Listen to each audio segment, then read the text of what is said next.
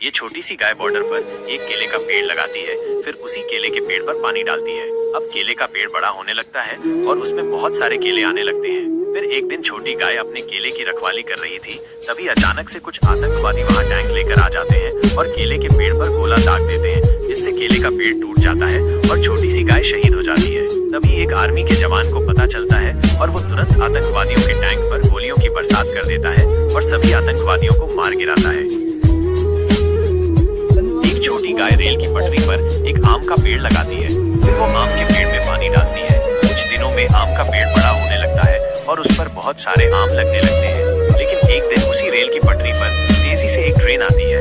गाय train को रोकने की बहुत कोशिश करती है, लेकिन ट्रेन आम के पेड़ से टकरा जाती है और आम का पेड़ टूटकर नष्ट हो जाता है। लेकिन कुछ दिनों में उसी आम के पेड़ से एक छोटा सा आम का पेड़ फिर से उगाता है। गाय रोने लगती है।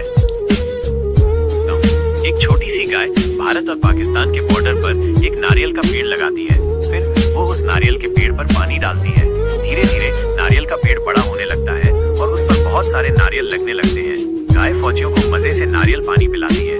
लेकिन एक दिन गाय नारियल के पेड़ के नीचे खड़ी होती है, तभी कुछ आतंकवादी वहां टैंक लेकर आते हैं और नारियल के पेड़ पर गोला दाग देते हैं। गोला लगने से छोटी गाय घायल होकर मर जाती है। जब आर्मी का जवान गाय को देखता है तो वो तुरंत टैंक पर गोलियों की बौछार कर देता है और सभी आतंकवादियों को मार देता है। लेकिन आर्मी का जवान रोने लगता है।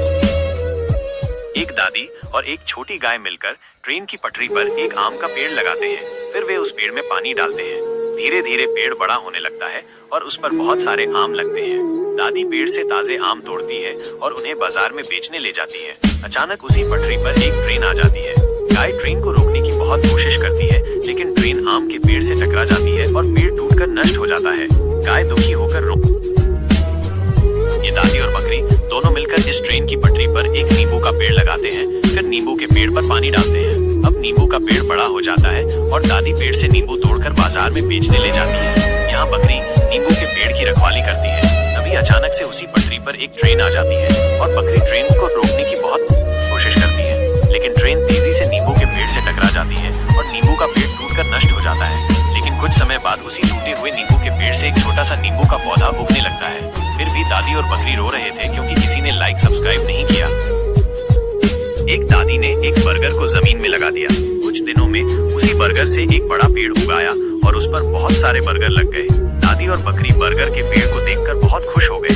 वे पेड़ से बर्गर तोड़कर बाजार में बेचने के लिए ले गए। दादी ने अपने सभी बर्गर एक अमीर आदमी को दे दिए और अमीर आदमी ने बदले में बहुत सारे पैसे दिए। लेकिन तभी एक ऊंट बर्गर खाने की कोशिश करता है और बर्गर का पेड़ टूटकर जमीन पर गिर जाता है। जब दादी बाजार से बर्गर बेचकर वापस आती है तो वो बर्गर के पेड़ को देखकर बहुत रोने लगती है।